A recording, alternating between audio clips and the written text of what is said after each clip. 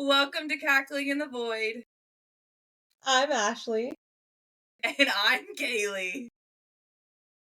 Let's see if the void echoes back today.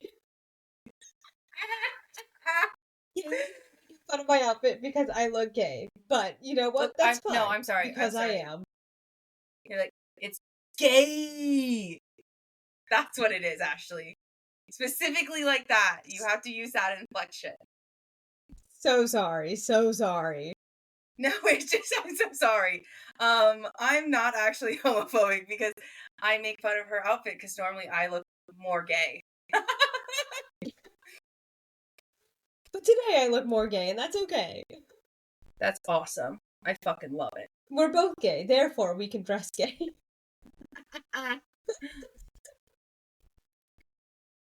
So, you ready to start with chapter 33 through 35 today? I am very excited, actually. Quite a big cliffhanger last episode. I was gonna say, it was such a large cliffhanger, which is crazy. She has done it in the past before, but I think this one is a little bit more like supposed to be like more intense because they just like were having intimate moments, you know? And like war. I was gonna say, because the climax of the book is here now. Oh, I mean, yeah, the climax of the book and her climax, for sure, definitely. They all came together. Okay. You're not wrong. You're not wrong. See? So we open up chapter 33 with them basically putting on all their clothes and running down to get into formation to see what their assignments are and to see what's going on. Yeah. And she runs down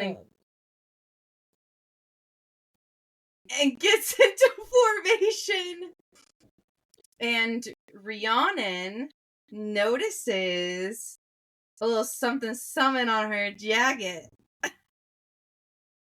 She notices that there's 4 stars for fourth wing, and then 3 stars, or it says fourth. No, it says fourth wing. There's 3 stars, and then a wing leader patch. And she's like, that's Ryerson's jacket. You know, so they're kind of talking about it. And honestly, like, one of my favorite moments of her is when Dane starts coming over. And she kind of just wraps her arm around Violet and is like, hey, Dane, and hides it so we don't hurt Dane's feelings. Because, you know, like, yes, he is my favorite character. And they know that they just want to protect his feelings. And so I really appreciate how they're trying to protect his feelings, but I also just really like it as a moment between, like, Violet and Ree, like, Ree really showing that she has Violet's back. Definitely. Just showing that, like, real girl power, like, the idea of we're two best friends and we could go murder somebody and act like nothing happened and be like, hey, let's have a normal conversation because we were not doing anything mischievous. That's crazy. Nothing. Crazy. Yes, I agree. And I just really like that moment because it just, like you said, like, it really shows, like, their friendship is so strong and how she does want to, like, protect Violet because, you know, Dane will be upset because it'll hurt his feelings, and we don't want to hurt Dane's feelings, and we want Violet to be with Dane, but that's a whole different story. That's right. We are here for that. Ashley is here for that. And yes, we actually get to see Violet, you know, kind of question a little bit more about who she's seeing as Xaden is, you know, just now switches from that very, like, intimate moment to more of this professional side setting. And it's kind of interesting because she does say something along the lines of, do you have the quote, Ashley, perhaps? I do. Just give me 1 second. It's also going to be hilarious because Ashley's going to read it. I thought this was... If you missed last week's episode, I am strongly asexual. I am gay, but also asexual. It's okay.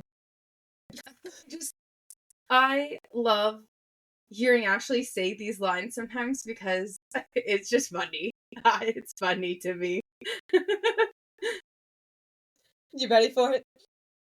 I'm ready. Are you ready? I am ready. Okay, very good, very good. She's talking... They're talking about how Rhea is asking questions about Violet and Xaden fucking. And Violet's like, I shattered his window. And she's like, no, like a lightning struck and I shattered his window. And she glances towards him and says, and look, there he is now, all calm, cool, and collected. My chest tightens as I wonder which is the real version of him.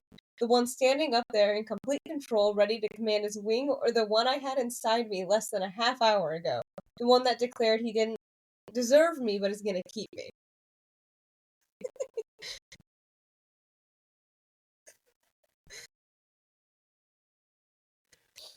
I broke Kaylee, but that's okay.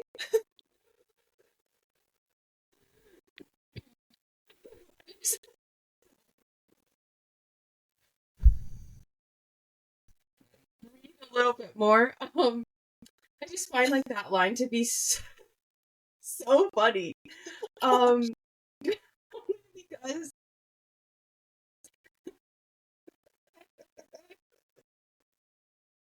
what do you mean you're questioning which one is the real Xaden? Like obviously they're both. Because he has always had like such cool, calm, and collectiveness, as well as he's always been a leader of your wing. But I also just love the language of like, I don't know who the real one is. The one standing up there, being calm and cool and collected, or the one I had inside of me. Oh! I apologize for everybody listening to the audio. That was probably a lot, but that was really like that's literally how I imagine her saying this line. Because I'm like, this is crazy. Like, girl, like this is like what their first time like actually doing it. Well, are we talking about like days? Because remember they fucked like 5 times. The second time they fucked. That's right. You're right. I was confused.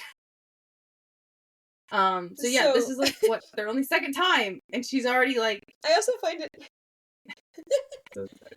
like really interesting because people have different.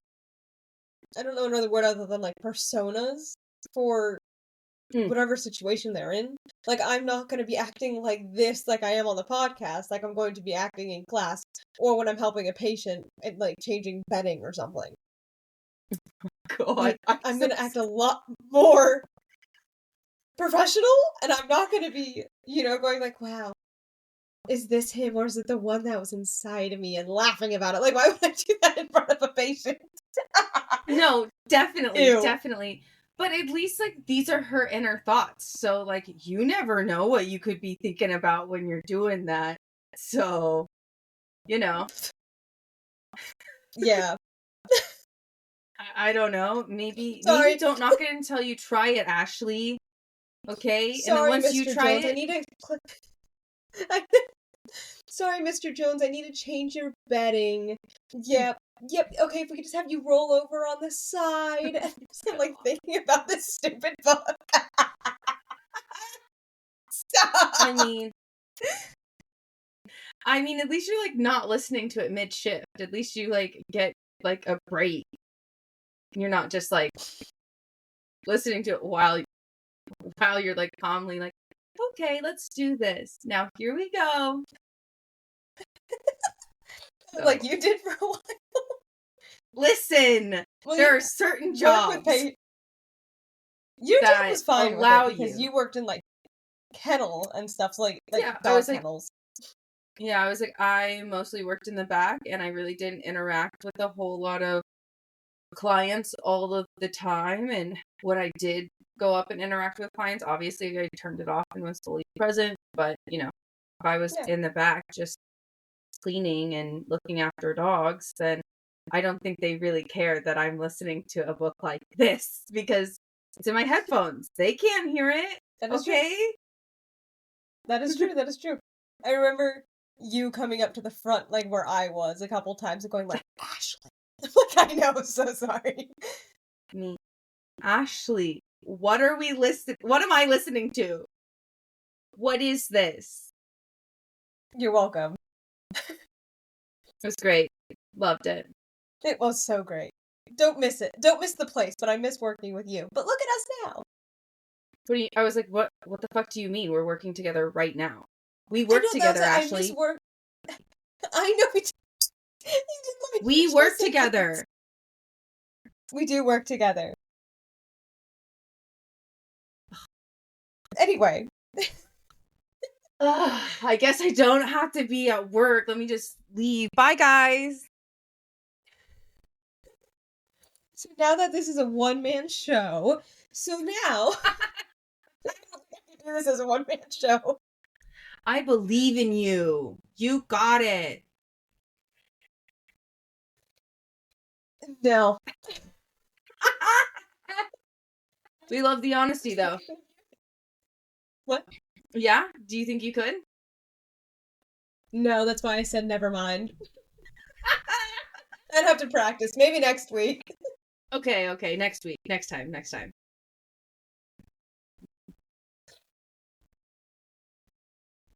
So then, after she's like thinking this, and she's like, "Wow, what do I do?" And Zayden like looks at her and goes, "Fucking war games," because they were all woken up in the middle of the night because of war games.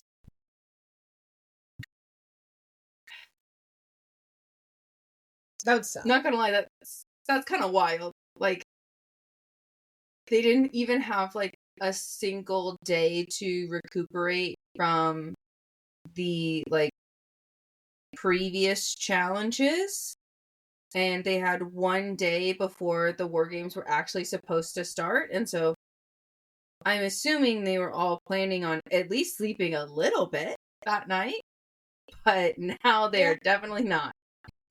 And it's also like, I get the idea of like, hey, even if you had a calm day the night before, like if you, wasn't planning on going into battle the next day, oh no, there's a battle, and you kind of have to be ready to go into it. So I understand the thought process, but goddamn, I would be so upset.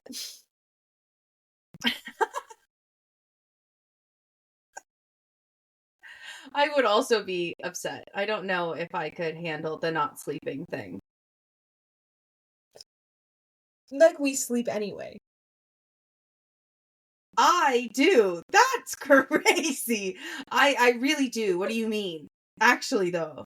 Like, I actually up sleep. and saw you active on Instagram, and I'm like, Kaylee, I'm 3 hours ahead. Why are you awake? Go to sleep. It is 3 a.m. Kaylee. No, but like, here's the thing: is like, why are you up that early? Like, why are I you have up? class. Why are you up that early? Let me live my life. Actually, what? Well, actually, that's fucking great for you. But let me live my life. It's only 3 a.m. here, okay? It's not like 6 a.m. It's different. Jesus. Gosh, Mom. Until 5 a.m. talking ever. I know. Who would do but that? Not you. Not you. I know, exactly. That's why I was like, obviously, not us. Clearly. Because that's Never. how that works. Yeah. So back to the book. So they're upset, and it's like, oh my god, it's war games. And Zayden is stationed at Athbean for 5 days. And, they're kind of like, oh, like, I think we're actually going to war. And, like, Violet's like, something seems off. about these assignments, because they're all coming from Dane's dad. Mm-hmm. But also, just the fact that, like, Ackbeam is outside of the wards, right? I'm not mistaken about that, correct? Yeah. So no, it's outside the fact the wards. that they're going outside the war for war games, I don't know how common it is, but I would also feel a little tingling. My spidey senses are going off. Yeah, I would be a little, I'd be like, this is weird. Why are we going outside of the wards? For what? That's weird. What are you doing, bro? It was my spidey senses.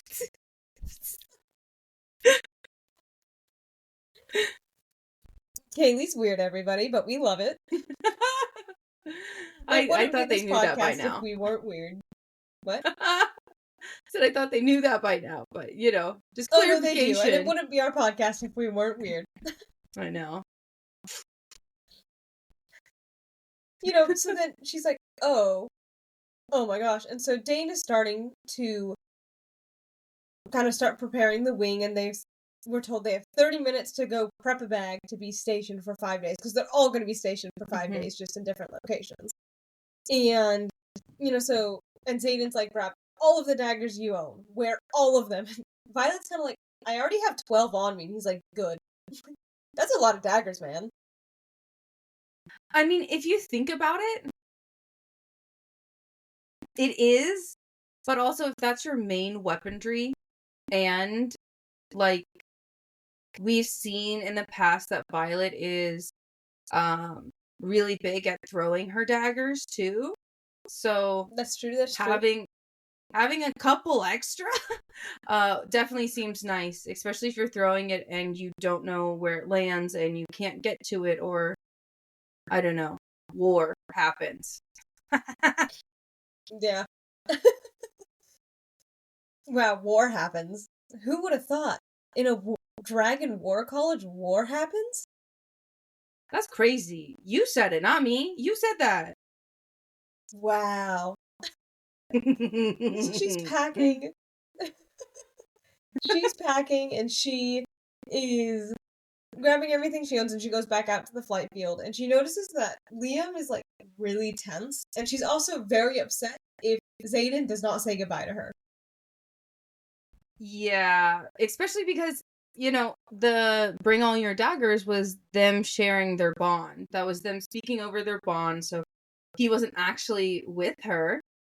And she openly was like, I'm gonna be so upset if he does not say goodbye to me, because we're gonna be separate for 5 days. And also another thing that she's thinking about is, can Taryn and Sigale last that long? Because when they went to the other outpost with Mira, they were only separate for 3 days, not 5 days, which is kind of crazy. Yeah, I can't imagine, like, being attached to someone like that. Like, you have to see each other every 3 days. Like, in the sense of, like, imagine if you didn't like each other. And you literally had to see this person every 3 days because they're dragons. You know what I mean? Definitely. But I don't feel like she does not like him anymore. I feel like she likes him so much. So much. To the point where, like, the first time she's like, I love you. Oh, I love you. I just can't. I'm so sorry. Sometimes, yes, I am very silly and goofy just because I think that it's obviously very much part of the genre about fantasy, about how fast and, like, hard people fall in these series. It's a very much like a large trope throughout all of it, but I do still find it slightly ridiculous. But it's entertaining, and that's why I continue to read them. Like, there's no hate in it, because I still like reading it and being like, dumb idiots. Dumb idiots. Falling in love? How could you? Ugh. Gross.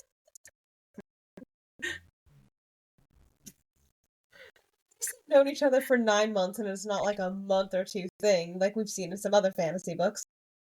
That is very true. I do like that they did Actually, get to hasn't it know been each a year other. at this point? Yes, because Because she's about to become a second year. mm-hmm. Like, after War And the Games. parapet's about to happen again. Do they do the parapet again?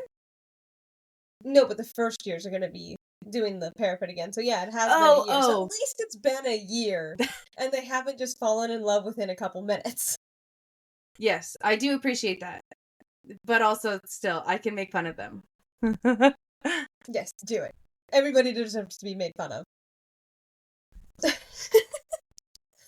Anyway, so then Darna comes running out. She has a little saddle on that, like, matches Taryn's, like, chest plate. So she can attach to Taryn while they're flying. Because she really wanted to come on, like, the missions and stuff. And, you know, she can't. She's a baby. I know! And she just wants to. But she's so excited. Like, she's like, in case I can't keep up, now I can come along. I love it.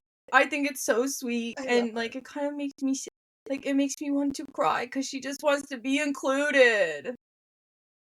I love her, and she just wants to be included. Yeah, she just wants to be a big girl. Okay, she now a big girl.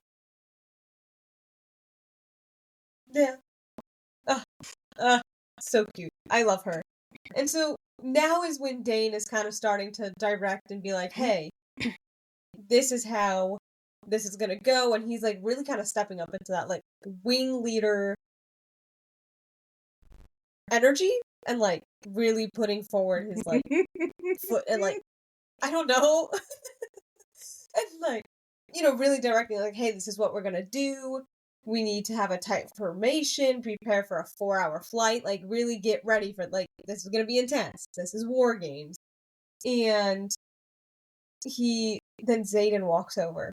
And poor Dane. I mean, he really was just doing his job, and Zayden walks over, and it just messes up his entire flow.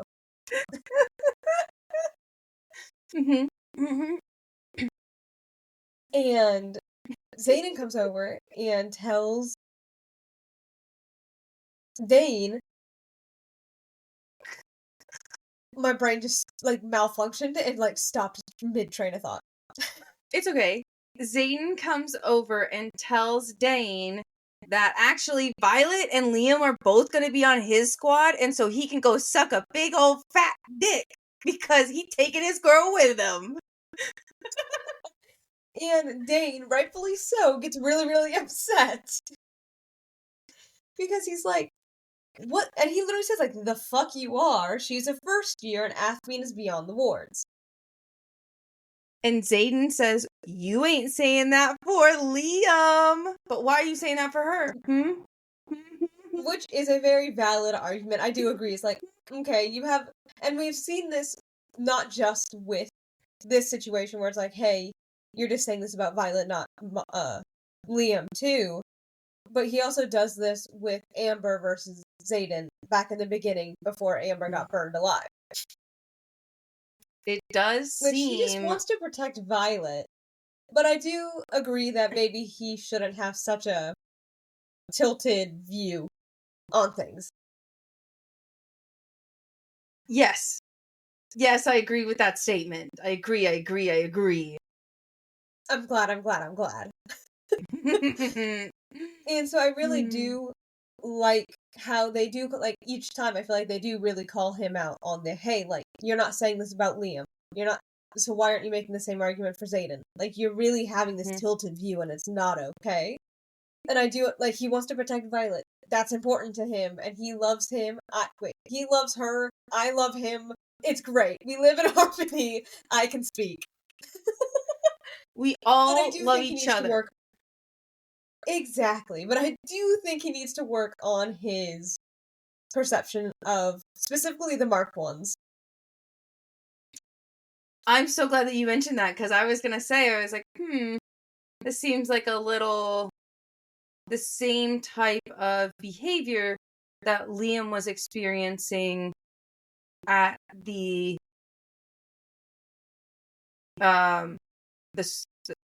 I want to call it the library, but I know it's not called the library. Archives.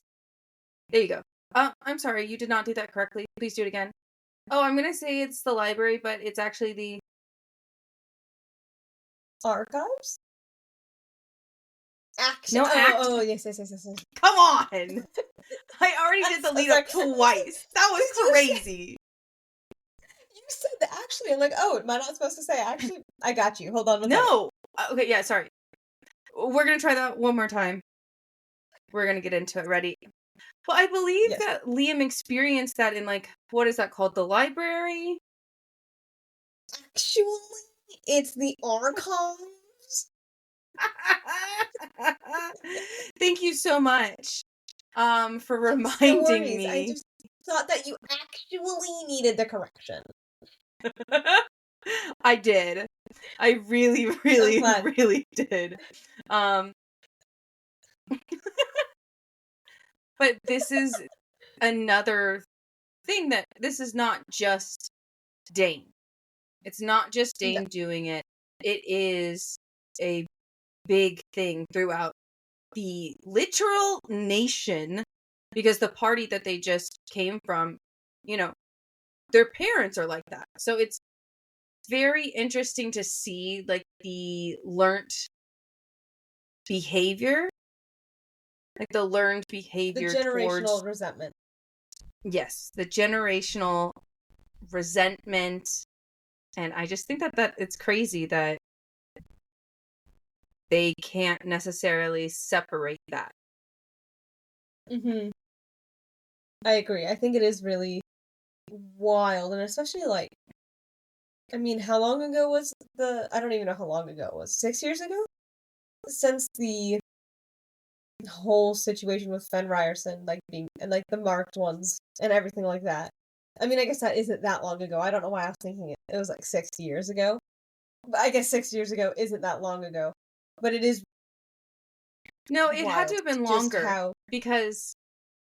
It had to have been longer, because if Xaden is, what, 23, and it happened when he was 8? Right? 8 years old? Please hold. Talk while I... Please hold. Yeah, yeah, I don't know. I just feel like it had to have been a little bit more of, like, a bigger thing. But anyway, Zane needs to be less fucking racist and chill out a little bit. I agree. I agree. I do agree. Even though he is my favorite character, and I think that Violet should end up with him, I do think he needs to be less racist, and he does get a point marked down for that. Great. Being I'm racist glad isn't fun. Yeah, it's not fun, and it's not chill, and it's not cool. No, it is not. No. We don't like it. Hate it.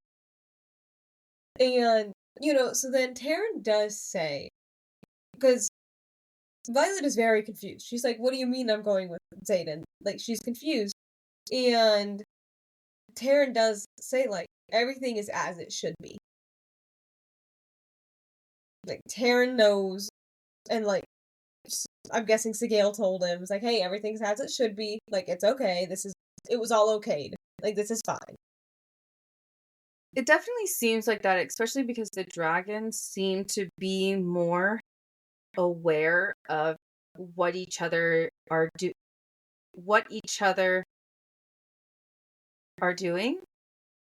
What they are both dragons doing. Seem to know what other dragons are doing. Yes, but specifically those two, because they are mated. They seem to be more in tune with each other than other dragons, and it seems like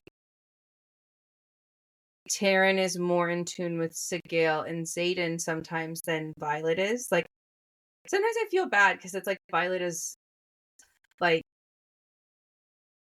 always questioning, and Taryn is like, don't worry about it, kid. Like, trust me, Yeah, and I feel like also, Xaden has 2 years on top of her for, like, learning how to channel and learning how to, with the bonds and everything like that. Like, Violet is new to this. She's been doing it for 6 to 9 months? If that.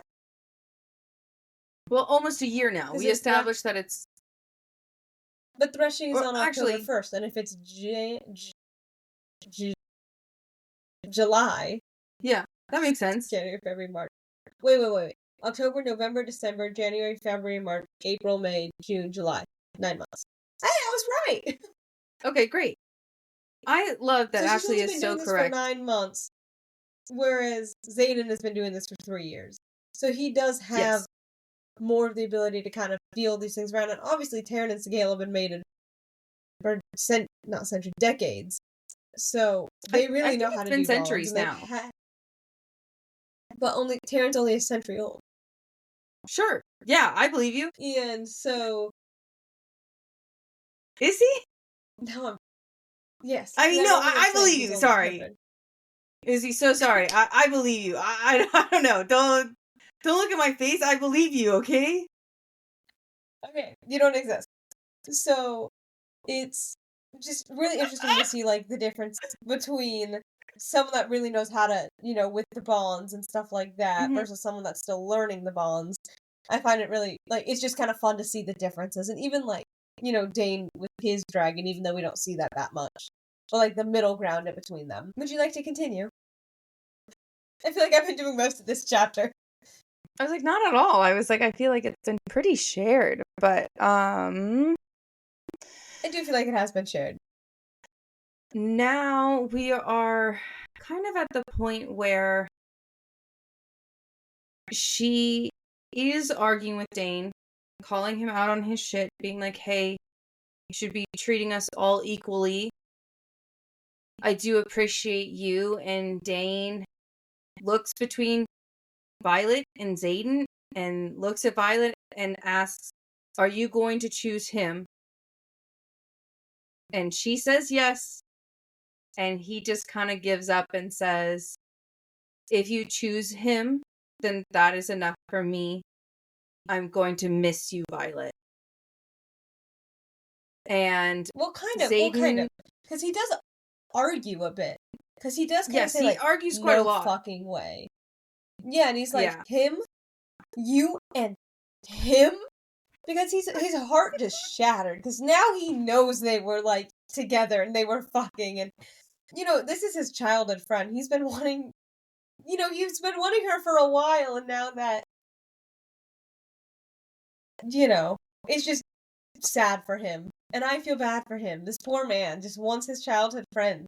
And again, they're so perfect for each other. Sorry, just the way that you're saying he wants his childhood friend seems crazy. It does seem crazy, but it's okay. It's just like weird when you say he wants his or he needs his childhood friend, like he wants his childhood friend. It just sounds weird. I do agree, but also like like I feel like there's like a stereotypical, and especially I think in religious settings, that you want to like date and marry your like childhood best friend that's of the opposite sex.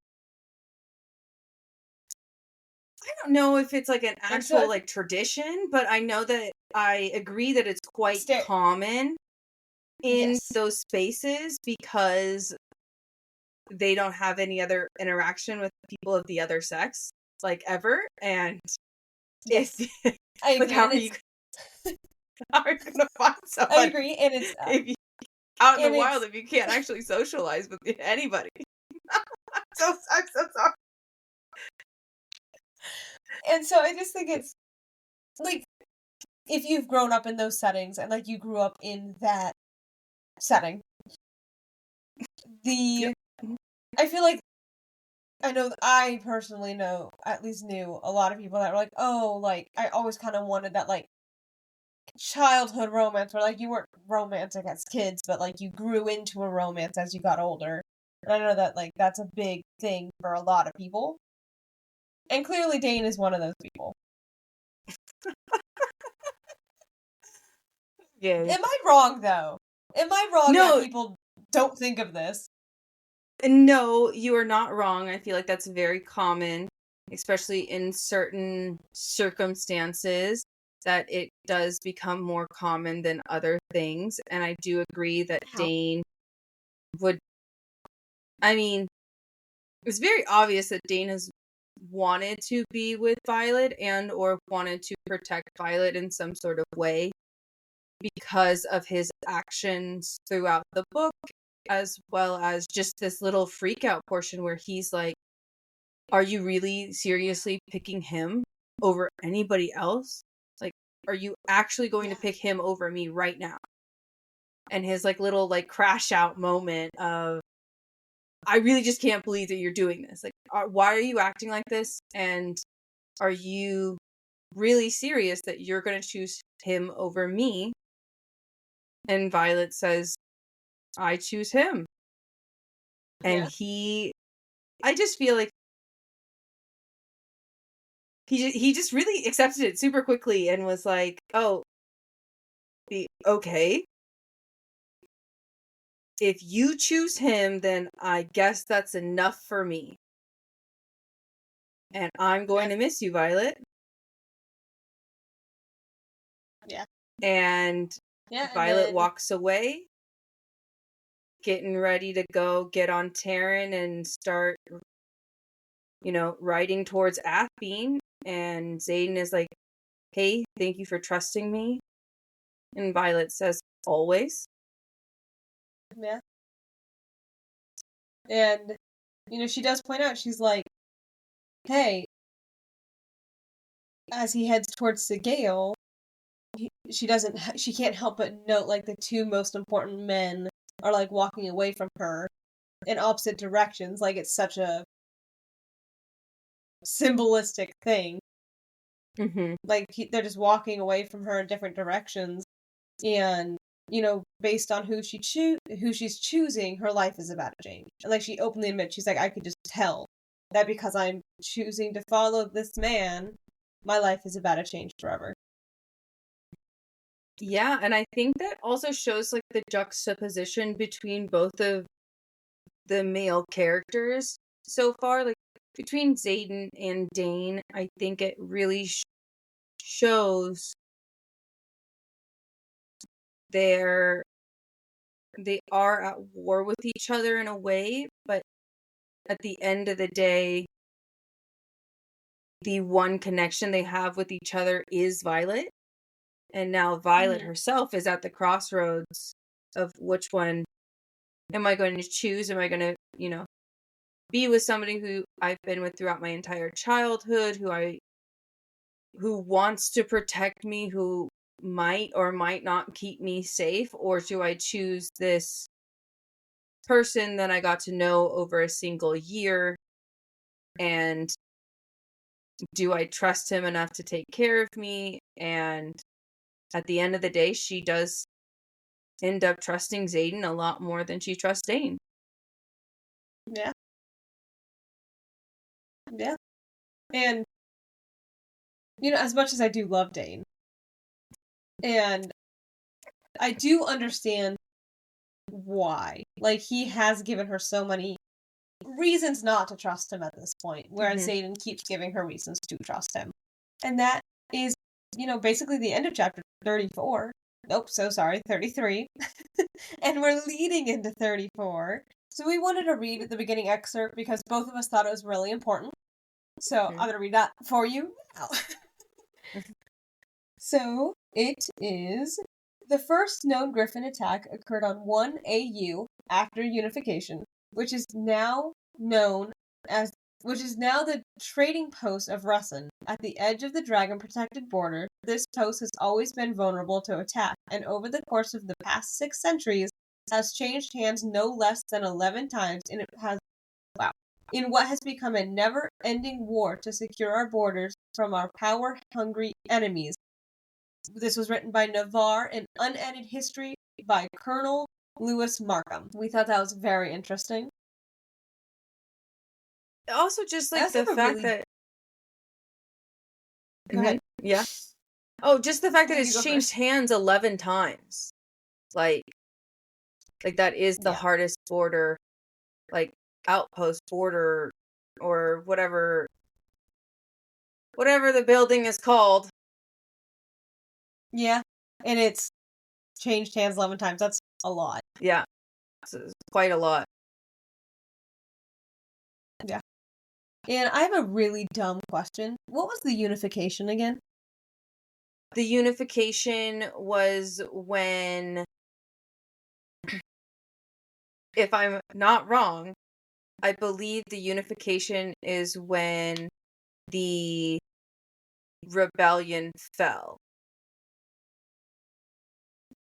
But it says the Or first is, attack occurred in 1 AU, and oh, then, then I believe the which is after unification, unification. yeah, I believe the unification is after the wards were put up. So 600 years ago, because it does say over the course of the past 6 centuries. So AU is after Yes. that war. Yes, so it's after the very first, like, big dragon and griffin war. I think that should be a little bit after the war that they talked about in Battle Brief, the War of the Baron. Oh, you know what? That might, yes, I think you're right. Yeah, like I feel like it's right around like that wartime. Okay. That makes more sense. Hmm. Thank you. Yeah. So then we get into the chapter, and they are outside of the wards. And Violet very much is like, wow, like this feels different. And, she's kind of like, wow, without the ward, or sorry, Taryn tells her, like, without the wards, magic is wilder here. It's easier for dragons to communicate within the wards. So Wing Leader will have to take that into account when commanding his wing from this outpost. Hmm. As well as we actually get the first glimpse of Tyrandor. They get to fly over Tyrandor, which is something that we've really only heard of um in this book, and we haven't gotten to see it. And she does describe how Tyrandor geographically has the best positioning for war. I don't know how else to say that, but she does say that Tyrandor does have the best positioning because of where the mountains lay and where they lay in the valley, and that they can basically see both sides. They can see into Navarre and they can see outside of Navarre. So it is kind of interesting that is put, like, that they get to see that in this book, because also Tyrandor is the land. I was gonna call it the land of Xaden, but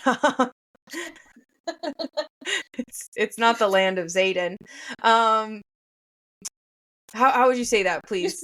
Like thousands of Xadens walking around. Like, what would you call that? What would you describe that as? The home of Xaden? When he was Sure. younger? Yes, the origin, the birthplace of Xaden. I don't know. Like, where the Tyrish rebellion, I know, like, wow, Tyrandor, Tyrish, Crazy. wow, I know. Rebellion took place. Yes. Okay, so this is where it started, this is where, all of the stuff happened. Tyrish rebellion. Tyrandor. Wow. There you go. Thank Is that you, what you were looking for? Yes, thank you. I was like, my brain is shorting out, and I'm struggling. I get it. I did that earlier. So, as they're flying over, it's like, and it is quite fun to kind of see Tyrandor for the first time. And, oh, here we go. Sorry.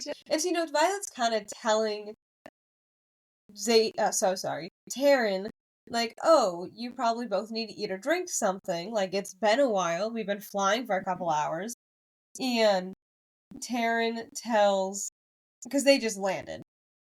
And Taryn tells, and tells her, like, you need to sleep. You've been up all night. And Violet's like, I'll sleep when you do. And Taryn kind of just snaps back, I can go days without sleep. I'd rather you not fire off lightning bolts out of sleep deprivation. And, she's kind of like, wow, it takes, like, so much effort not to retort that it takes effort to wield lightning. But after I shattered Zayden's window, I'm not sure I have any expertise on this matter. I'm glad that she clocked her own tea and was like, actually, you know what? I can't really say shit on this matter because I don't even know how this works. So it's okay. Yeah. And, she does also say, like, oh, it feels weird, like, weird and wrong to be on the wards. Like, it feels weird. Yeah, that there's almost like this wrongness in the air, which is so interesting that she's already feeling like that there is such a different feeling that the wards obviously do provide some sort of like magical cap that makes them have more concentrated magic over Navarre. Yeah, or control magic over Navarre. Also, thank you so much for tuning in. I know that was so boring, Ashley. But thanks for coming back. So I yawned, and she never lets me live it down because I yawn at least one time per episode, and I don't know why. I'm not tired. It's only because I'm talking, so. Yeah, you are just so boring. No one likes you. I know, right? They only watch for me. Obviously, because I would only watch for you two. I would only watch for you. Well, thank you. You're welcome. That was a crazy comment.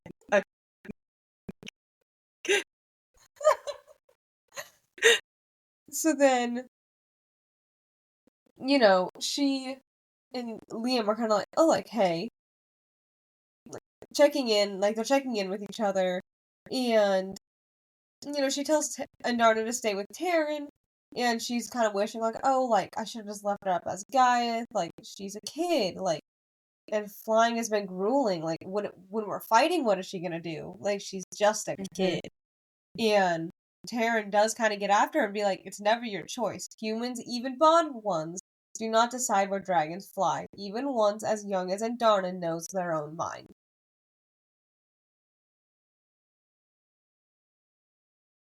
Which, go off, Taryn. We love it. I also love that Taryn is such a guiding light for Violet in the realm, in the dragon realm.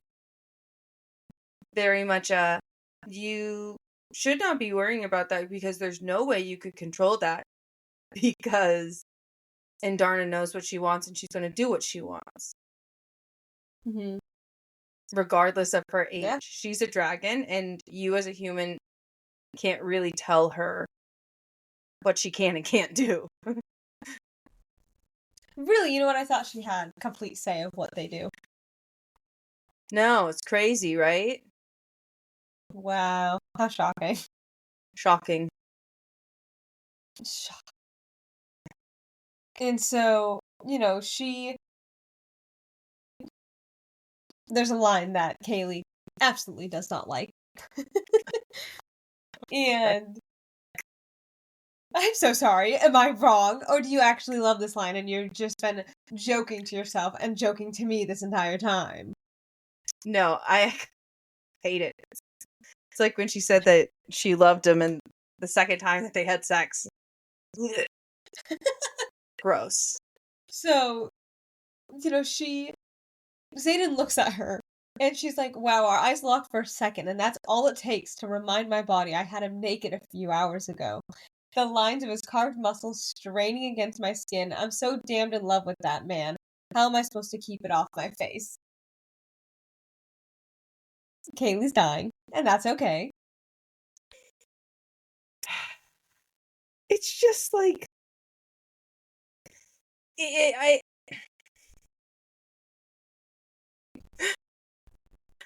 I'm trying to compose myself so I don't just throw up next to myself. for me, I think the reason why I really don't like this is because I am a girl's girl and I love to be a lover girl all at the same time, but at the same time, I'm like, pull your shit together. Yeah, Ashley, pull your shit together. Stop yawning, okay? This is a big deal. This is a big deal, okay? The ceiling and the moment that I yawned. Stop. I always know when you're yawning. All the time. It's kind of crazy to me how love can be so disruptive to one's normal functionality. That for her, love is so like the love that she feels is so incredibly overwhelming that she actually cannot function without him. Like when she sees him, she's like lockjaw. That she sees him and gets so flustered that she can't even think. Like all I imagine is her like jaw is on the floor constantly. And I'm like, girl, you liked him for the past 9 months and you were able to like keep it in your pants, and now all of a sudden you got it twice and now you're like, I can't keep it in my pants. Just actually, they fucked 2 nights, but they fucked 6 times. okay, but I still think that it's actually crazy to confess your love to somebody after 6 times of just basic sex. Like, that's crazy. You know that some people confess their love without sex, right? Only you. And like, only, yes, I do. Okay, sorry, that sounded very insensitive. Yes, I understand that. But from a perspective of somebody that is, what's the word? Homosexual. Yeah, an aloe plant. Like, you know, as somebody who is an aloe plant, I find it incredibly crazy to do that. Like, no. It's gotta be more times than that. Like, mm-mm.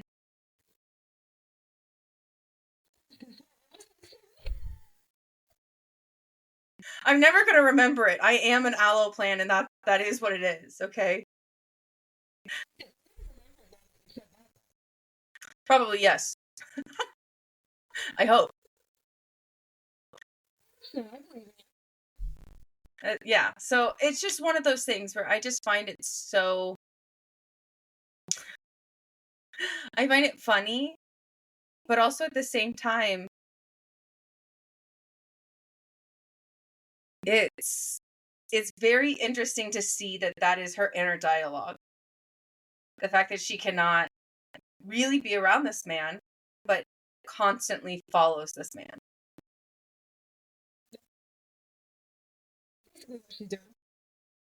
Yeah. I don't know. I thought it was gross. I thought it was gross that she's like, I can't even function around this man. And I'm like, ugh, gross. Suck it up. Ugh.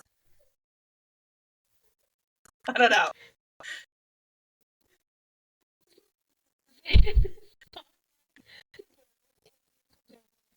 Again. No.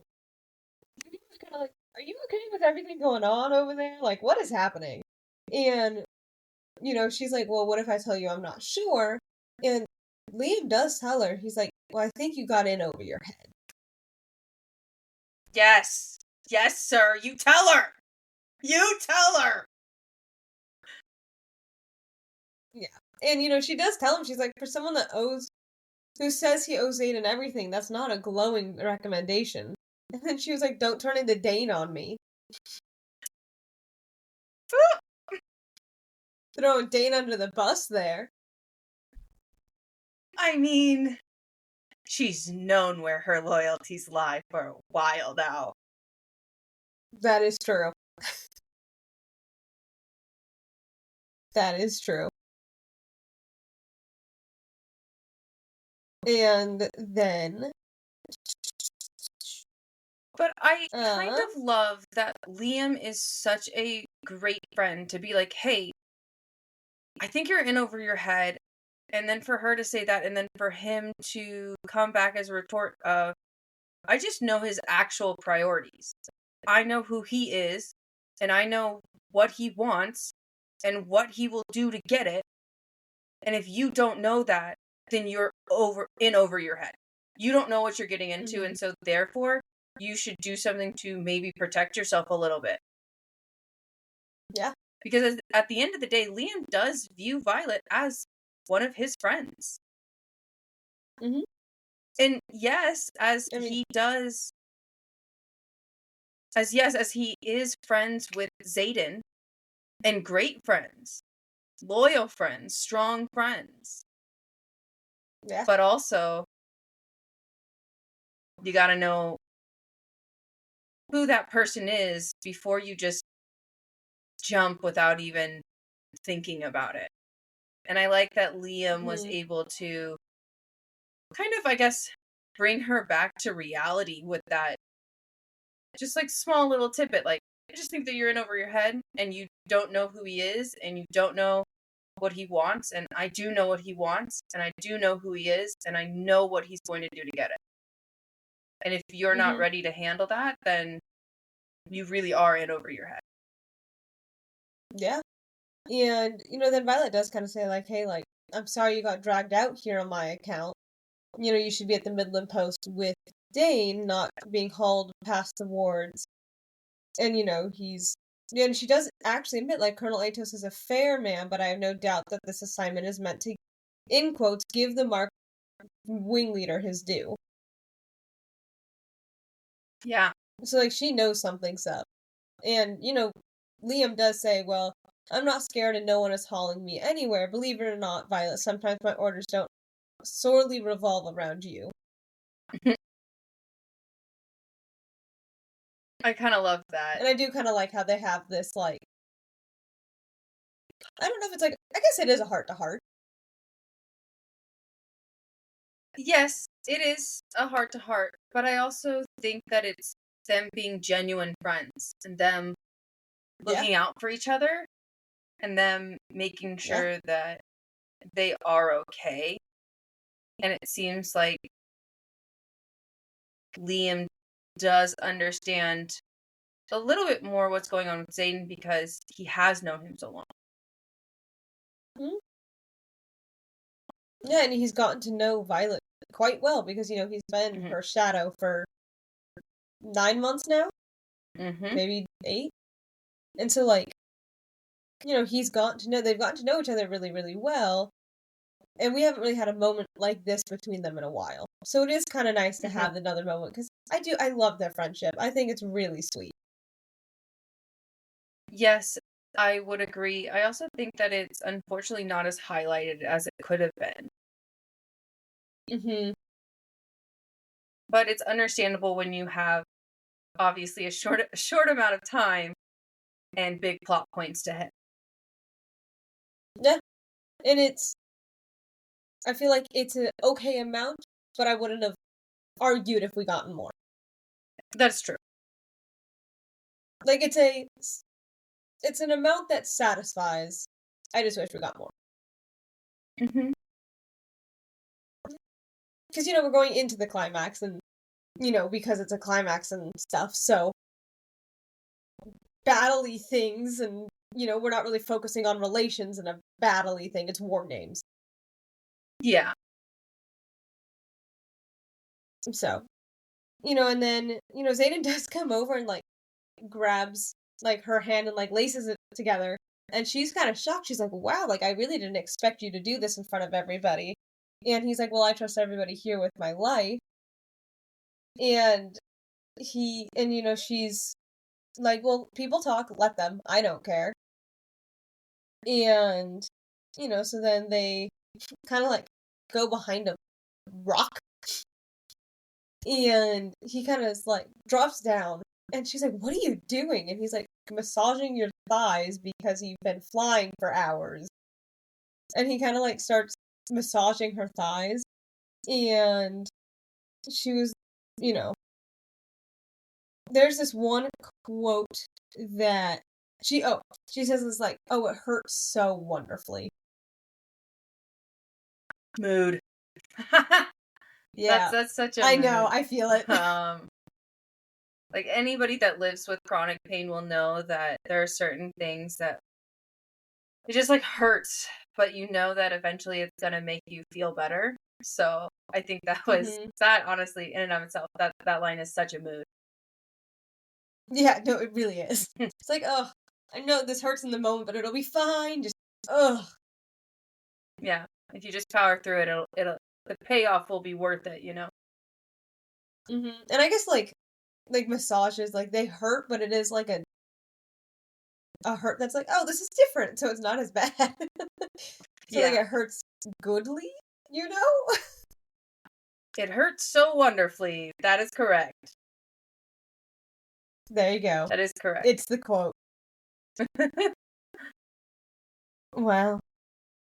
Look at that. And so, and then he, they move on quickly from just massaging legs and, they talking and, they kind of start kissing a bit and he, does tell her, he's like, oh, like, I'm way too greedy when it comes to you. And, she does also call him. He's like, oh, like, what are you thinking? And then he's like, oh, she's like, you're a very dangerous addiction that she'll never sate. Like, it's impossible to sate. At least the feeling's mutual, At least he craves her as much as she craves him. And the feeling is mutual. I do think that personally, like, I feel like the reason why sometimes I find, like, things that she says so gross is because I feel like this underlining, like, emotional turmoil because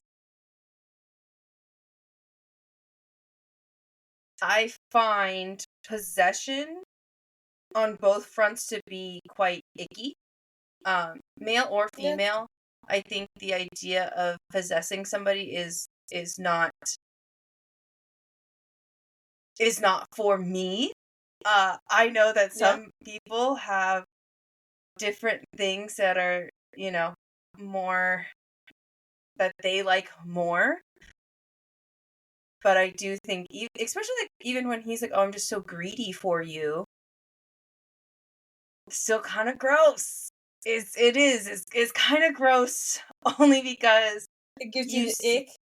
Yeah, it yes, it gives me the ick, and it's like I get the ick on both sides. So I want like everybody listening to know that I'm not just like hating on her because she's a girl.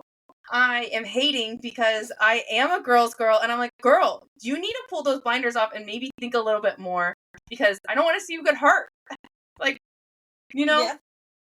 it's like when you have a friend that is so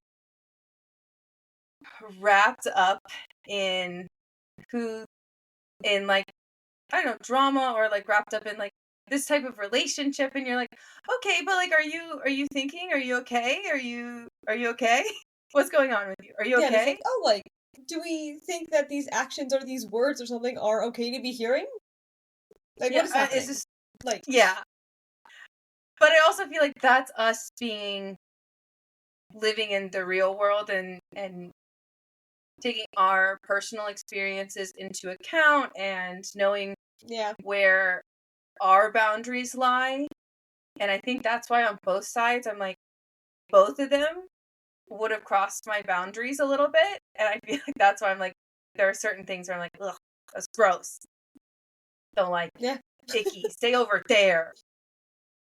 Go over there. We don't need you over here. Yeah. I look from afar, but don't come closer. You're like, I'll watch with like binoculars way over here. I was like, I will still be watching, but like, don't come over here with that shit.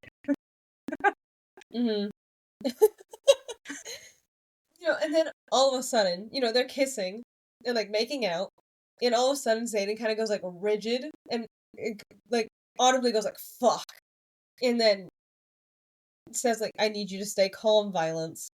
And, Violet's like, calm? I'm confused. And she realizes griffins are coming.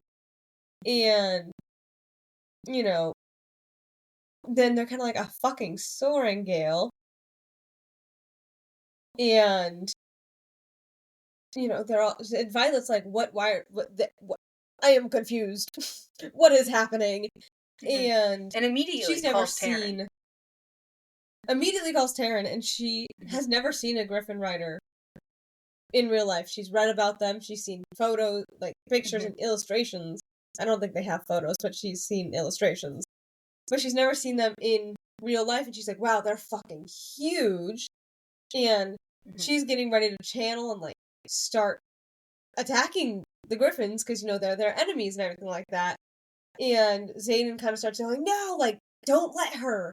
Like, don't let her do that. And then he does tell her, he's like, if you've ever trusted me, Violet, I need you to trust me now.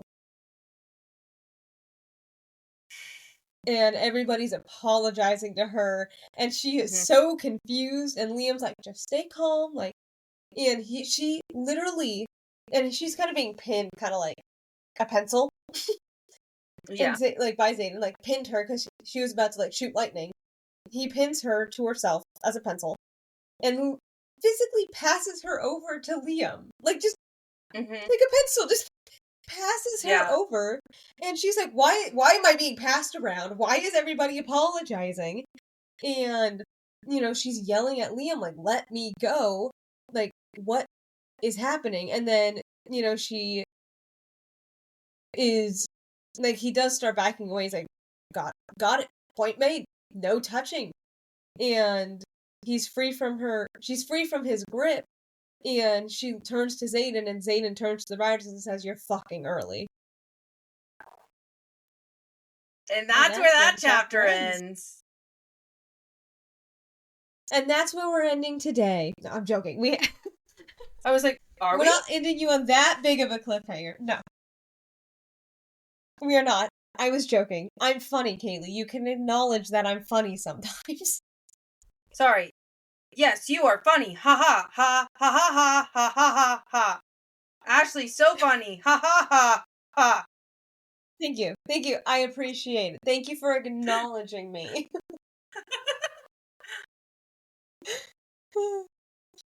So then, like, that's where the chapter ends, and that was a wild place to end the chapter. Yes, especially because this is the first time that Violet is ever seen a Griffin Rider. She's screaming in her head for Taryn to come over here because she is petrified that these people are going to attack her, because that's all she's ever known. That's all she's ever been taught, is that these people really are our enemy, and is wondering why everybody is fucking apologizing and is so fucking calm. Yeah. So, I think she has every right to be a little bit more hysteric. She does. Every right to be upset. Yeah. Like, I can't imagine me. And especially, like, being passed around like that? Absolutely not. Don't touch me. Leave me alone. Why are you holding me like that? Don't pass me to people. Stop it. Ew. Gross. Yeah. Not here for it.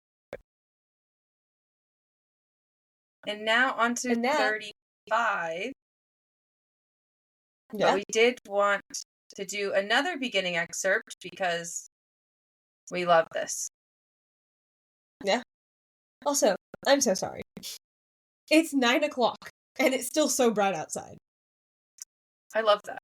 It's still the same color as when I started.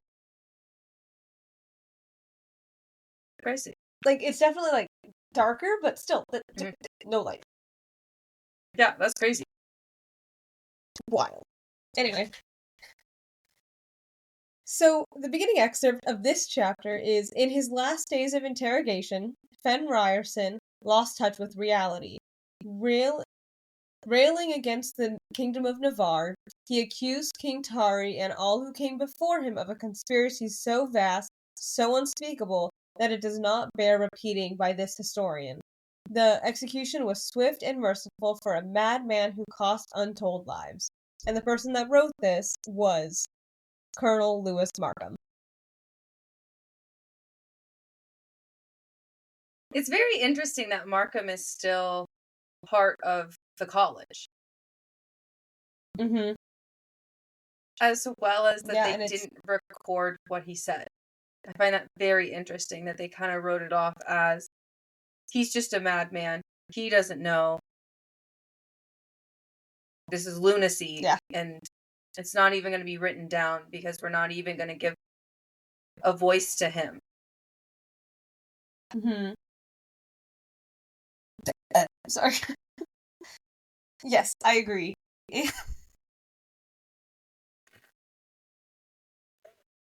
I'm so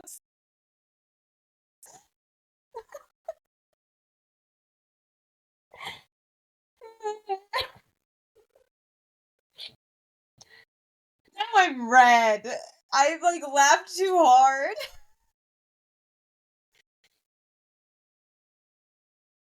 Wow. I apologize. That was quite rude.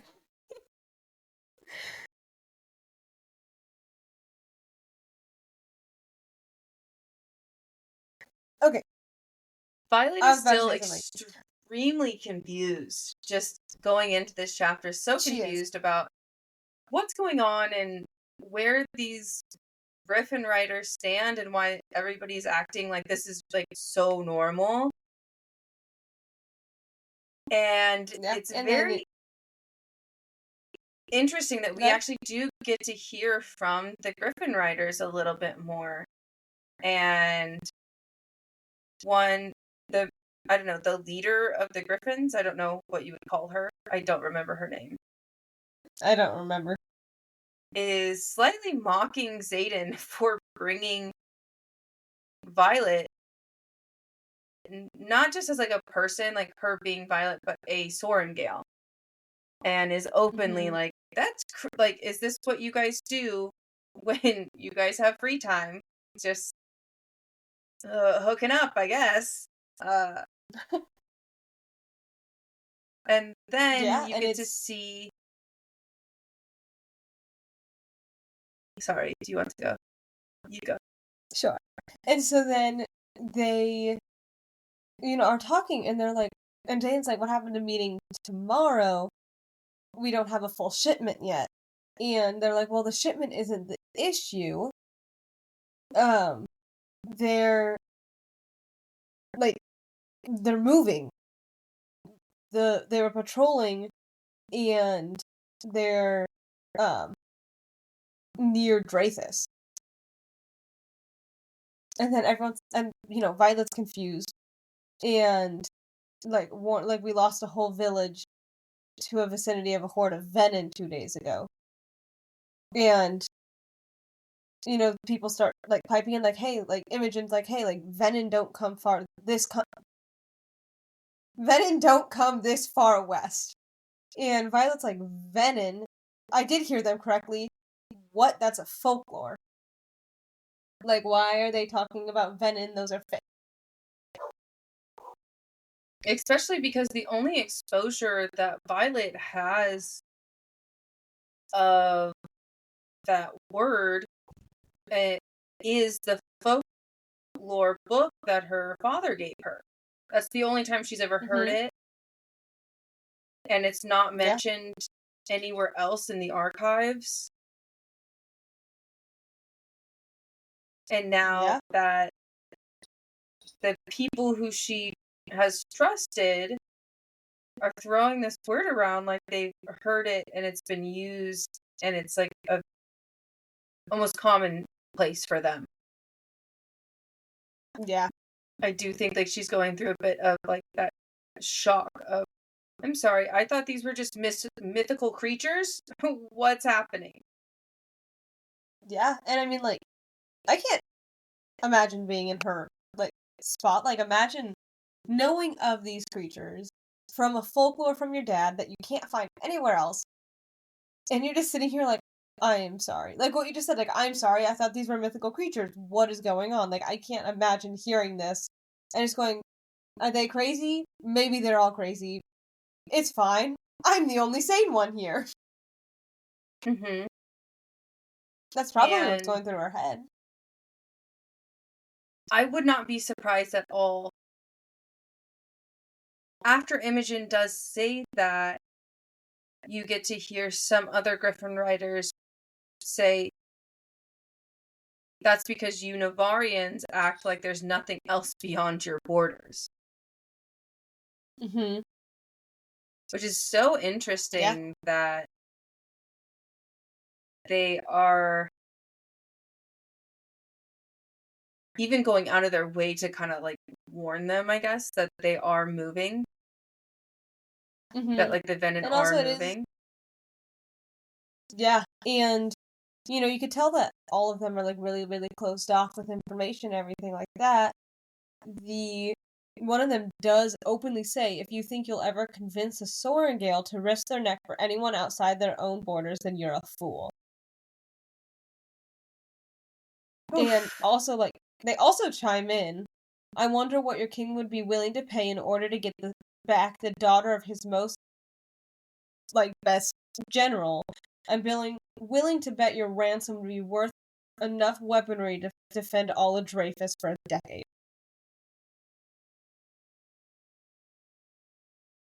And I can't fathom what would be going through her head besides the fact of, I'm sorry, what the fuck is going on? Mythical creatures are introduced, and now this group of people who I thought was our enemy, sound like our enemy, are basically wanting to take me captive and see how much they can get out of the king for me. Yeah. Like, what a wild turn of events. And luckily Xaden is there to, like, chime in and say, no, she's mine. Or she's with me, or whatever he says. Yep, so, she does, and, like, Bodhi also is like, oh, fuck. And he starts moving closer to Violet, and she's like, try, I dare you. And, like, lightning starts flashing above them, because she's angry. Rightfully so. Like, I don't blame her in this. Like, I would also be very angry if someone was like, ooh, we can take her as a captive, and then get money, and, so then so Xaden does end up kind of chiming in and saying, you take a step towards that Sorengale and you'll be dead before you can even shift your weight. She's not up for discussion. Mm-hmm. And then they Griffin Riders are kind of mounting up onto their griffins, and one of them does say, we'll be here with the rest of our drift. Just signal if you can get away from the disbelievers. And everybody turns to Violet. Mm-hmm. Because they know, like, this is gonna make or break us. This is gonna make or break her. Yeah. It's also so interesting because Violet's world is shifting so much within these next chapters. She just left Dane. She chose Xaden over Dane. Liam just got done telling her that she's in over her head and that she doesn't know what she's getting into. And then the Griffin Riders show up and basically do what Liam was saying to be careful with, and her world is tumbling at the moment. Mm-hmm. Yeah, and she does realize also, like, everybody here has a rebellion relic. Mm-hmm. And if you remember backwards, if there's more than 3 people with a rebellion relic, Melgren can't see the future, like the outcome or whatever it is. Like, so there's more than 3 of them, which is illegal. And so everybody carries rebellion relics, and she starts talking with Taryn, and she's like, everyone in this squad besides me is a child of a separatist. Xaden constructed an all-marked squad, and they're fucking traitors. Because Xaden's following in his dad's footsteps, and so are all of the other ones.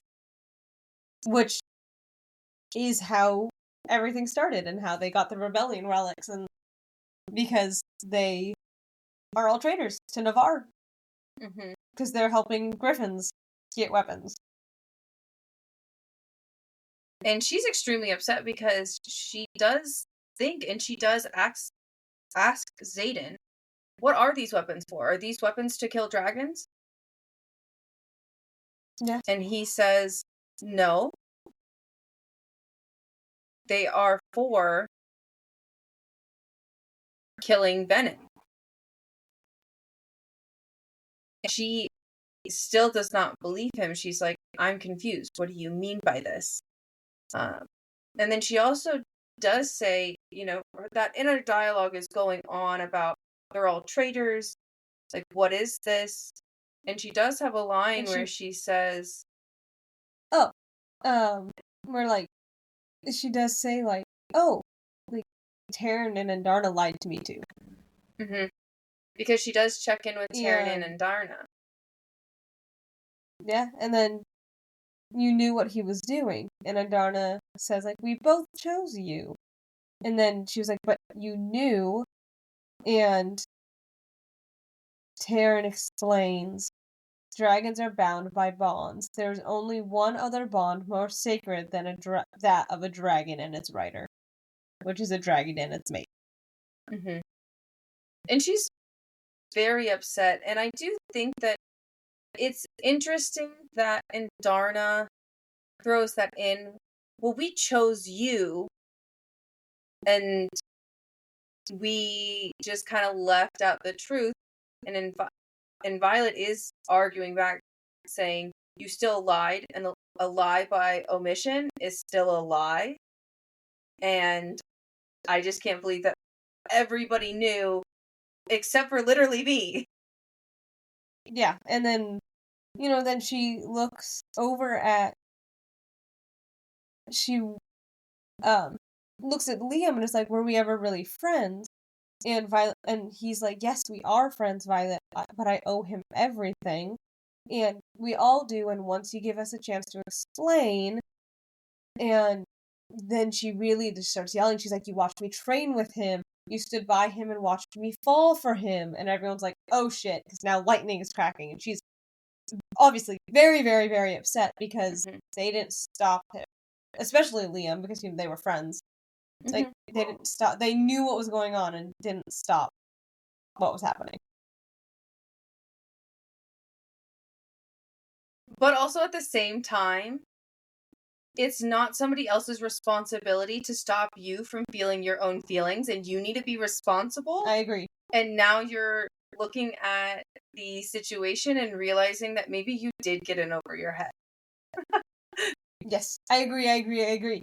And, so then Xaden is walking towards her, and she, is now being, like, filled up with energy, like, tons of, like, energy, like, lightning gonna course through her fingertips.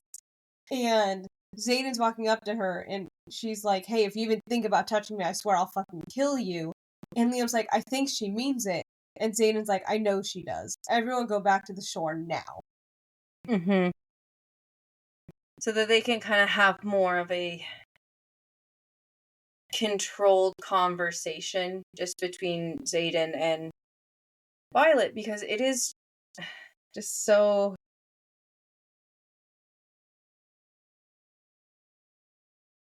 awkward to, like, have a couples fight in front of people, in front of your friends. It's fucking awkward. Yes, I agree. And also, like, no, yeah, very, very awkward. And also, like,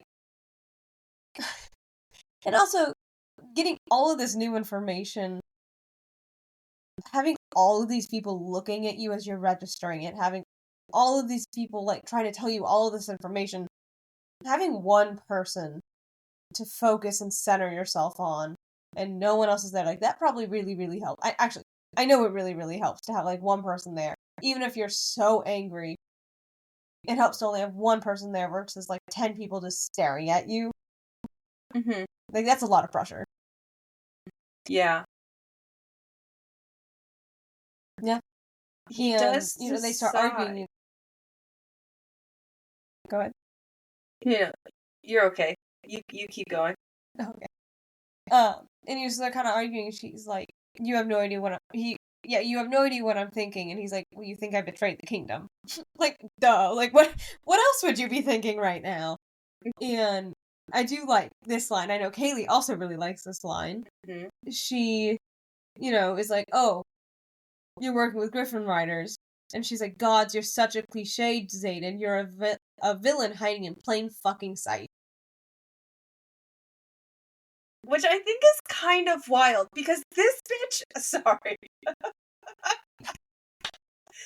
This bitch literally was, like, 5 seconds ago, like, drooling over this man, saying that she could never stay away, that she doesn't know how to act around him, that she's so in love, and that, like, her nervous system is just all over the place because all she does is have, like, these lovey-dovey feelings. And then she finds this out and is like, you're a fucking villain, and I hate you, and I never want you to touch me again. And I just feel like the flip for her is always so fast. I agree with that. But I also, I kind of understand how quick this flip is. And I do like how she's angry. And so that flip is really, really big when she's angry. But then as you'll see, and as, it goes on, it is like, God, I still do love him, but I can't. I'm angry, I guess, but it's just like I said, the flip is just, to me, crazy. Like, she fell so hard so quickly within, the first 2 sessions of having sex. And then she, realized that he is providing Griffin Riders with weaponry, and she's like, I can't look at you. And I'm like, you literally couldn't. You basically said that you couldn't look at him because you were so in love, and now you're like, I can't look at you because I hate you. You know what I mean? That flip is hard. And I think that I guess the reason why I don't necessarily love how hard she flips, because she's immediately into, I hate you, you're a villain. Not, whoa, I'm in shock. Let's slow down for a second and reassess what the fuck's going on before I put all of my negative emotions onto this person that I supposedly love so much. Yes, I do agree with this, for sure. I do agree. I do agree with this. Not trying to justify what he did, because what he did was wrong.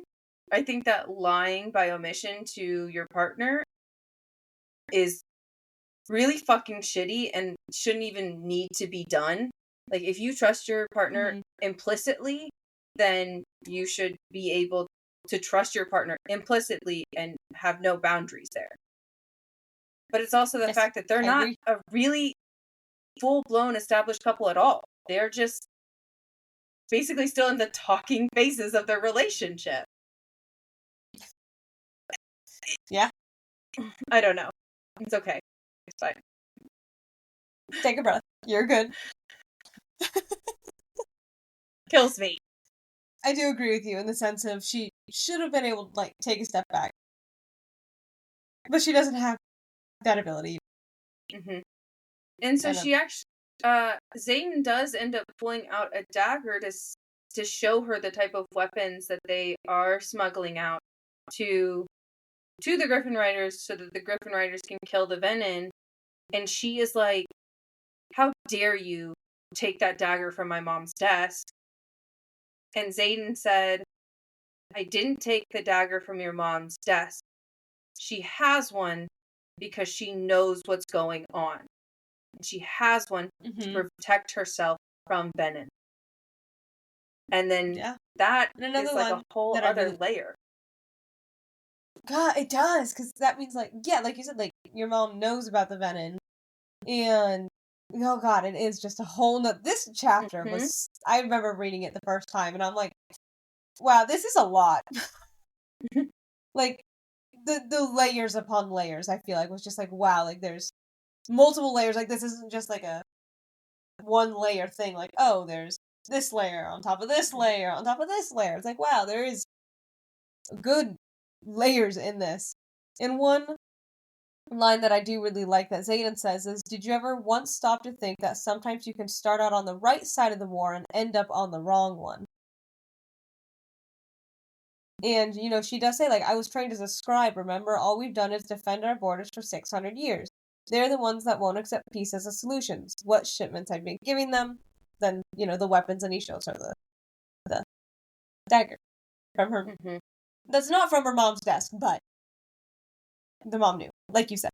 The reason and then why she starts... Go ahead. No, go for it. Oh, okay, so it's like...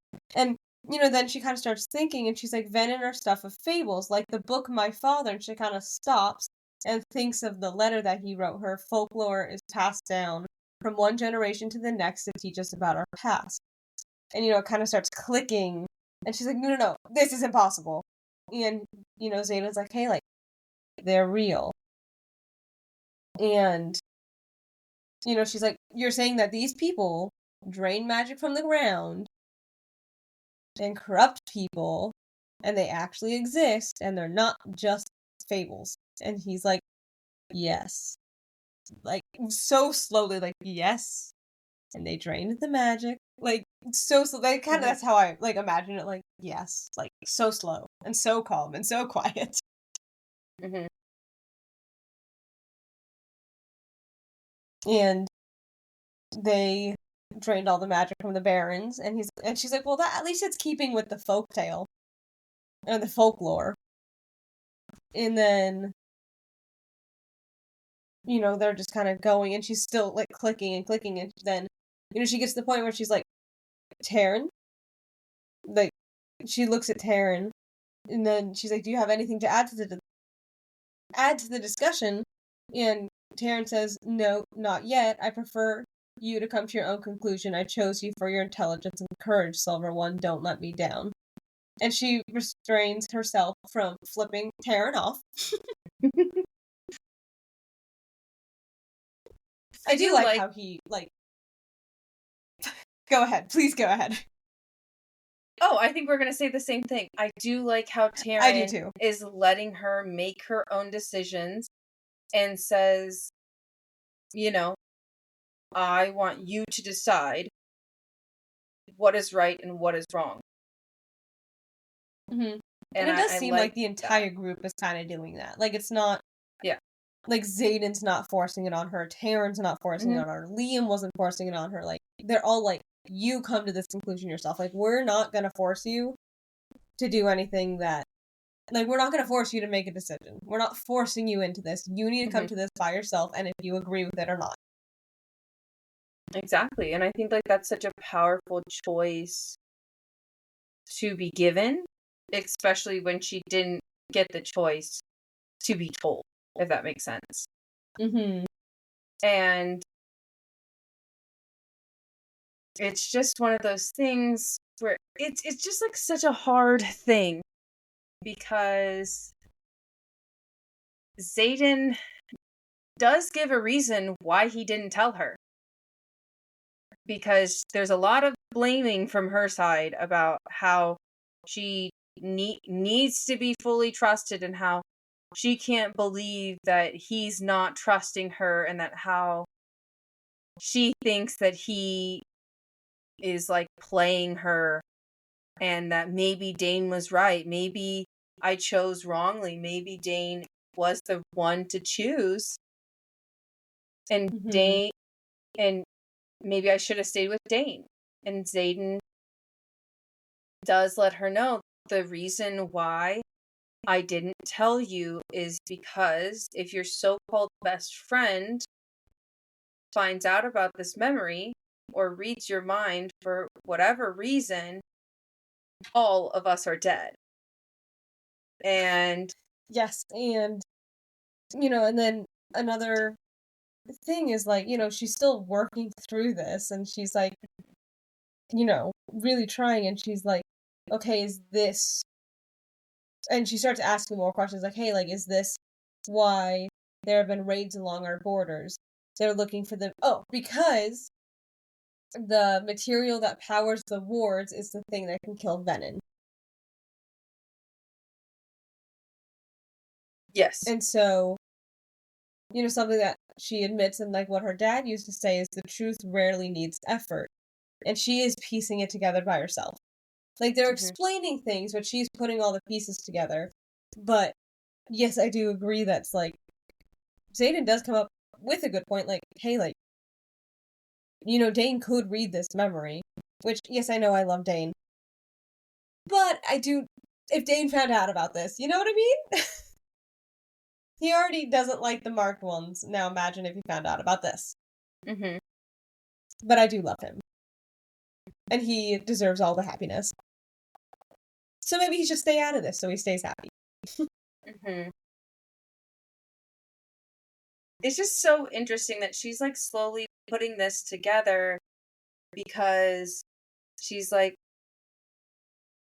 Also, now she's really contemplating the idea of, have you ever started out on, like, a side of the war thinking it was the right one, and then you realize that you chose the wrong side? And now she's, like, really thinking about it, and she, like, looks at Xaden and is like, I just don't believe that us as a country, like, as Navarre, would ignore these villages being raided like this. Like, they would ignore that. And Xaden says something along the lines of, it's easier to ignore it than be involved. Than to get into... Lies are comforting, and the truth is painful. So then, they start flying to Athbeen, and when they get there, they go to the outpost that they're supposed to be stationed at, and they find it abandoned. And so they all kind of go, that's a bit weird. Like, why would this outpost be abandoned? Because this is, like, one of our most crucial outposts that we have. And, they're all, like, looking around. They're like, hey, stay, like, aware. Like, don't be dumb. Stay aware of, like, what's happening. And then they come back and they find a letter. Then Xaden kind of starts looking, and he's like, hey, Violet, did you ever tell Dane about how I said I went to Athbeen? And Violet says no, that she did not tell him anything, and would not tell him anything because she did promise that she was not going to tell him. And Xaden is now getting a little bit more like, this is strange, and does bring up the fact of, are you sure he didn't read your memory? And Violet is defending him and saying, he would never do that. Dane is a lot of things, but he would not violate me like that. And I would know if he read my memory. And Xaden kind of said, no, you wouldn't. And has he ever touched you like this? And cupped her face. Has he ever cupped her face? Because that's how Dane can read memories. And, she does kind of say, she's like, yeah, that's how he always touches me. But he wouldn't do that. Like, and is very much defending him, which, I get it, girl. I'm also a Dane girly. Continue. Oh no, I thought you were gonna try to defend your man a little bit more. No, I'm going to. I had to get the chuckles out. Okay. I'm also the Dane girly. So I mean, he wanted to do it to protect her. Is it an invasion of privacy? Yeah, I can't deny that. Yes, it is. But he wants to protect her. How would you feel if your childhood friend was going into, like, these battles? He really just wanted to keep Violet safe. That's all he wanted to do. He loves her, whether it's as a friend or something more. He just wanted to keep her safe. And that's what he thought would be the best way to do it. Because Violet stopped telling him things, and he thought that that would be the best way to do it. I just think that that's actually lunacy. Like, I'm not gonna lie about it. Like, listen, Xaden is toxic by lying to her. Like, by omission, lying to her. It makes sense. That in and of itself, really shitty of Xaden. Should not have been done. But also, no. if I choose not to tell you something, that means that's not for you to be told. That means I do not want you in my fucking business, Dane. And you should go keep your handcuffs to yourself. Handcuffs. Yeah. And then, you know, and Violet is now out. kind of crashing out over that fact. Yeah, and like, I think it's also like on top of everything else that she just learned. Now you just kind of just, it's like a plate that's completely cracked about to shatter, and then her finding out about Dane just kind of went doink, and now it's shattered. Like her entire world is just now shattered.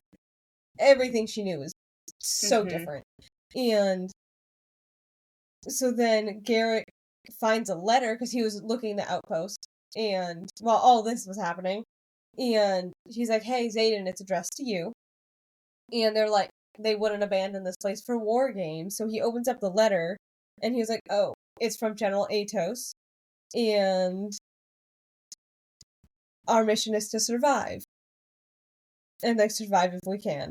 And that kind of, oh shit, Zane has been reading my memories without permission. I unknowingly betrayed Xaden, and I betrayed them all. And Xaden kind of turns to Violet and says, "This isn't your fault. Like, it's not your fault." And then kind of turns and says, "We've been sent here to die." I just and that's think where that chapter ends.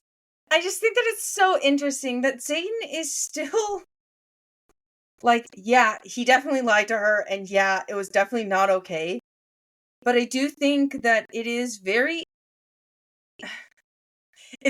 understandable that he didn't want Violet to know fucking dick, because she doesn't even know who her friends are. She didn't even know that this was happening. And also I think that it's so, another reason why I think that her flips and like her switches are so crazy to me, because literally she's crashing out over the fact that she unknowingly betrayed Xaden, and that she can't believe that she betrayed Xaden, and like, oh my gosh, I betrayed him and it's the worst thing in the entire fucking world. I'm like, girl, you literally hated him 5 seconds ago. It's okay. You were, I mean, I would also feel bad if I was in that position. I would feel bad. I'd be like, I didn't mean, you know what I mean? Like, because it's not just betraying Xaden, it's betrayed everybody. Like, it just could have jeopardized everything they were working for, you know? And I know she just learned about it, but she's like, oh fuck, everything makes sense. I understand her point of view. I understand why she's upset. I understand all of this. I understand why she's upset. But what I do not understand is why the initial crash out is not because she betrayed all of them. It's not because she just betrayed her friends and sent them basically to slaughter.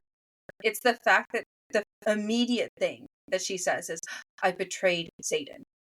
I, over here, was like ridiculing him over about how he needs to be honest, about how he needs to treat me with more standards, and then I, over here, am blissfully unaware of all of my actions. And am like now heartbroken that I betrayed this one man that I fell in love with, when 5 seconds ago I don't want him to touch me. You know, like, it's okay. It's fine. She's 20 years old, Kaylee. She doesn't know what emotions are yet. You're right. You're right. I forget that people are little, and it's okay for people to grow up, and you have to have experiences to know how to grow up. It's just, it's so interesting how. But now that we're at the end of this chapter, might I say, the foreshadowing for Dane touching her face was incredible. Yes, absolutely. The foreshadowing was amazing. It was so good, and I have been biting my tongue. I would like the listeners to comment down below if they noticed us dropping a lot of hints about why Dane was touching her, or how Dane was touching her was extremely important. I'd like to know how many people picked up on that. Also, if it was your first time reading, if you noticed it during your first read through, or if you only noticed it after the statement was said. Yeah. Because, I mean, I didn't notice it. Like, I guess, like, I noticed it, but I didn't, like, really pay much attention to it when I first reread it. Or, sorry, when I first read it. And then, like, this reread, I'm like, oh my god, like, he touches her face probably upwards of, 20-something times? Every time he sees her. Every time he sees her, he touches her face. Every time. And the only time that he didn't actually touch her face, sorry, I'm gonna crash out about this for a second. And the only time that he actually didn't touch her face was when he lunged for her in formation when Amber was about to die. And then he doesn't touch her face because they don't actually interact until a couple of months later. But when they do interact, after like those couple of months, it just immediate hug and touch face. Like, no. He touches her face so much. If anybody knows the amount of times this man touched her face, please comment it down below. I would like to know. That's a good one. Please comment down below how many times Dane Atos touched Violet Sorrengail's face in the first book. I'd love to know. Literally so many times. Somebody should go back and count. Wow. Those. That's crazy. Yeah, please. But I give her, like, her foreshadowing is quite good. I did enjoy it. I think that her foreshadowing is very fun, especially because there was so many little things to pick up on throughout this book. And now that they're finally all coming together, it's making the world more complex and more interesting. Yeah. And I do think around this time was the time where I was like, okay, I'm kind of amped for the second book. I'm glad that there are so many more things that are happening that is making me excited to see where this goes in the second book. So yeah, and we are almost there in a couple weeks. I know, we're almost there. But and we gotta get through this book first. Crazy, yes. We're gonna get through this book first. I know. And I can't believe we're already almost done with our first book on this podcast. I know. I was also thinking about this. Last week was episode 10, and this week is what, episode 11 or 12? I don't know. Kaylee is horrible at counting, so just to let everybody know, it's not her forte. This is, I believe, episode 11. Yes. 10. No. We're releasing episode 5. No. It's episode 11. No, 10. This is. No, we're 11. You're right. Maybe it's episode 10. I don't know. It's crazy to think. All I know is that we've already filmed so much. Like, we've released 5. Like, that's wild. I know. It's actually kind of crazy. And I'm still enjoying it. I'm having a great time. Yeah, I'm having such a great time. It's also just interesting to look back and to see where all of these little tidbits come up and to see where all of the foreshadowing is coming up. I'm excited to finish this book. Also, we are going to read the bonus chapters in this book. I know that the bonus chapters weren't included in one of the copies of, I think it was only Target. It was either Target or Barnes & Noble exclusive, but we will be covering them. Yes. And if you have not read the bonus chapters, they are free on Rebecca Yarros' website. I will state this again at the beginning of the bonus chapters episode and at the end of the episode before it, so then people could be all caught up and reading the bonus chapters, because even if you listen to the audiobook, she just released another bonus chapter for chapter 27 that has no audible or audiobook, whatever, yet. She released it with Onyx Storm like a week before Onyx Storm, so people can kind of get excited for it. So I've read it. I think it's quite fun. So we definitely will be covering those bonus chapters. And yeah, I'm really baffled that we're at the end already. I know. And I guess the last thing that we have to say is like, subscribe, follow, and then like, subscribe, follow, do all the things. And what did the void say to you?